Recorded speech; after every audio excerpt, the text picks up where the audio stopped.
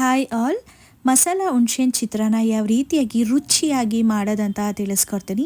ಮೊದಲು ಒಂದು ಜಾರಿಗೆ ಹಸಿಮೆಣಸಿನ್ಕಾಯಿ, ಶುಂಠಿ, ಬೆಳ್ಳುಳ್ಳಿ ಇಷ್ಟನ್ನು ಹಾಕಿ ನೀರು ಹಾಕದೆ ರುಬ್ಬಿಟ್ಕೋಬೇಕು. ಹಾಗೆ ಹುಣ್ಸೆಹಣ್ಣ ನೆನಕಿಟ್ಕೊಳ್ಳಿ. ನಂತರ ಒಂದು ಬಾಣಲಿಗೆ ಎಣ್ಣೆ, ಸಾಸಿವೆ, ಜೀರಿಗೆ, ಉದ್ದಿನಕಾಳು, ಕಡಲೆಬೇಳೆ ಹಾಗೆ ಕಡಲೆ ಬೀಜನ ಹಾಕಿ ನೀಟಾಗಿ ಫ್ರೈ ಮಾಡ್ಕೊಳ್ಳಿ.